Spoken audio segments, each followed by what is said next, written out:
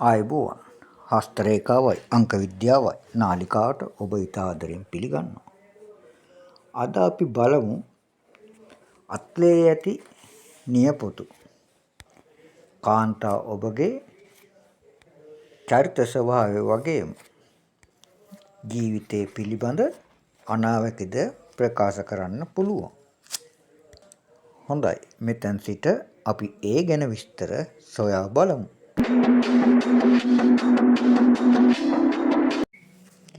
රත් පැහැගන්වූ නිය බොහෝ සෙයින් වාසනාවන්තයි. එම නිය උස්ව පිහිටා ඇතනම් එවැනි කාන්තාවන් විවිධ කලා කටයුතු කරේ ඇලී ගිලී නියැලෙනවා. ප්‍රීතිමත් ජීවිතයක් ගත කිරීමේ වාසනාවද ලබනවා.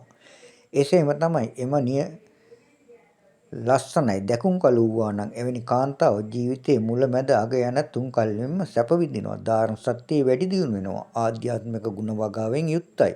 උසස් නිලතල ලබා ගැනීමේ වාසනාවද ලබනවා.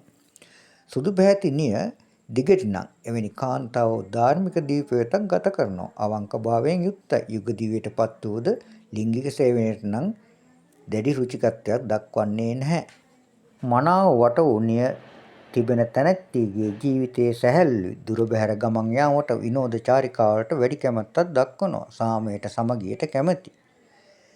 ඝනකමෙන් අඩු නිය වලින් හෙළි කරන්නේ ඇගේ සිත සොරසිතක් බවත් කපටිකම තිබෙන බවත්. අන්‍යයන් ප්‍රයෝගයෙන් රවටාගෙන තම කාර්යය කරගැනීමට විශේෂ දක්ෂතාවයක් තියෙනවා. ශරීර ශක්තිය දුර්වලයි. නිතරම යම් රෝගාබාධ වලට ලක් වෙන්න පුළුවන්. වක්‍රාකාර වක්‍රභාවයටපත් නිය තිබෙනවා නම් එම තැනැත්තිය ආත්මාර්ථකාමී. එසේම අන්‍යයන් පහත් කොට තමා උසස් යැයි පෙන්වීමට මහත් වෙහෙසක් ගන්නවා. කෙසේ හෝ තම ආර්ථික තත්ත්වය නම් දියුණු කරගන්න පුළුවන්.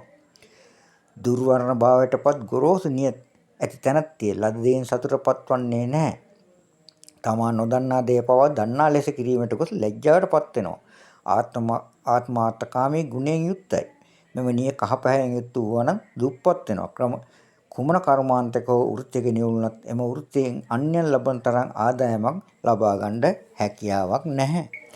නිය පළල් නම් එම තැනැත්තිය විවිධ ශිල්ප ශාස්ත්‍ර ප්‍රගුණ කරනවා. ඕනෑම දෙයක රස වින්දනය ලද හැකි අපූර්ව කුසලතාවයන්ගෙන් යුක්තයි. බුද්ධිමත්. ධාර්ම සත්‍ය තිබෙනවා. ලියන කියන දේ වෘත්තියක් වශයෙන් තෝරා ගන්න හැකියාව තියෙනවා. විවාහය තරුණ වයසේදීම සිදු වෙන්න පුළුවන්. යුග දිවියේ මුල් භාගයේ බොහෝ සෙයින් ප්‍රසන්නයි. එසේම තමයි දිගට නිය සුබ ලක්ෂණයක් වුවත් එම නිය වක්‍ර භාවයට පත්ව තිබේ නම් සිතුවිලි පිරිසුදු නැහැ. කෙනෙකු දුකට කරදරයකට හෝ යම් අසහනයකට පත් කොට එමගින් යම් වින්දනයක් ලැබීම ඇගේ සිතයි. තමා ගැන තමාම වර්ණනා කර ප්‍රතිරූපයක් ගොඩනගා ගැනීමටද එවැනි අය කටයුතු කරනවා. කළු පැහැති නිය වක්‍ර භාවයෙන් යුතු වූවා නම් නිතර නුසුදුසු ක්‍රියාවන්ගෙන් තමයි නිරත වෙන්නේ. සමාජයෙන් දොස් ලබනවා. නොයෙක් කපටකම් වලින් යුක්තයි. ප්‍රයෝගයේ දක්ෂයි. විශ්වාසවන්ත කාන්තාවක් නම් නොවේ. අපිරිසුදු කුඩා නිය කළු පැහැගැන්වී ඇතනම් එවැනි කාන්තාව බොරු කීමටත් අන්‍යයන් රැවටීමටත් දක්ෂයි. තමන්ගේ කටයුතු කෙසේ හෝ කරගන්නවා. නීතියට යුක්තියට ගරු කරන්නේ නැහැ. ඒ වගේම තමයි නිය කඩතොල් සහිත නම් එම කාන්තාවගේ චිත්ත අභ්‍යන්තරයේද පිරිසුදු නැහැ. අවංක භාවය හා විශ්වාසවන්ත භාවය අඩුයි. කුමන ආකාරයෙන් හෝ වස්තු සම්පත් තර කරගන්න නම් බලනවා. නිය මතු පිට ගොරෝසු භාවයෙන් යුක්ත නම් ඇගේ කරුණාව, දයාව, මෛත්‍රිය බලාපොරොත්තු වෙන්න බෑ. ක්‍රෝධය, වෛරය, ඊර්ෂ්‍යාව තදින් වර්ධනය වෙලා තමයි තියෙන්නේ. ඇය කෙරෙහි මිහිරි වචනයක් හෝ අනුකම්පාව, ආදරය, ප්‍රේමය කිසිවිටකත් බලාපොරොත්තු වෙන්න හැකියාවක් නැහැ.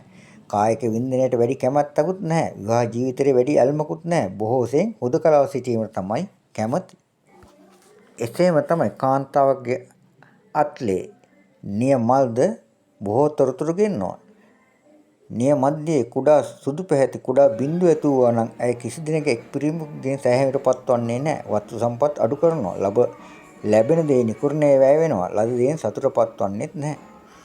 මහපට ඇඟිල්ලේ නියමලක් තිබුණොත් ඇය පිරිමින්ගේ ඇසුරට වැඩි කැමැත්තක් දක්වනවා. කළු පැහැති ලප හෝ නියමල් සුබ ලකුණක් නම් නොවේ. එවැනි කාන්තාව නිතර ලිංගික අතරවලට ලක් වෙන්න පුළුවන්. දබරගිල්ලේ සුදු නියමල් වාසනාවේ සංකේතයක්. බලාපොරොත්තු රහිතන්නේ මුදල් ප්‍රතිලාභ ලැබෙනවා. එහෙත් කළු ලප ඇතුවොත් මුදල් නිකරුණේ වැය වෙනවා. බලාපොරොත්තු බිඳ වැටෙනවා. විවාහය අවුල් වලින් ගහන වෙන්න පුළුවන්. කළු ලපයක් මැදගිල්ලේ පිහිටීම ආයු බලය අඩු කරනවා. සුදු ලපයක් නම් දේශාන්තරයේ ගමන් බිමන් ඇති කරන්න අවස්ථා ලැබෙනවා. සුදු ලප ඇතුහොත් භූමිලා බොහෝ වෙනත් ක්‍රමයකින් වස්තු සම්පත් ඇති කරනවා. නමුත් එම වස්තු භුක්ති විඳින්න ලැබෙන්නේ කෙටි කාලයක් තුලයි. සුළඟිල්ලේ සුදු පැහැති නියමලක් ඇතනම් වෙළඳ ව්‍යාපාරවලින් දියුණුව ලබනවා. විවිධ විෂයන්ගෙන් ඉගෙනීමට දක්ෂයි. නමුත් කළු පැහැති ලප ඇතනම් එය සුවඵලදායක නොවේ. බලාපොරොත්තු රහිත කරදර ඇති වෙන්න පුළුවන්. හොඳයි, තවත් දවසක අලුත් තොරතුරු සහිත වීඩියෝ එකකින් හමු වෙමු. එතෙක් ඔබට ස්තුතියි.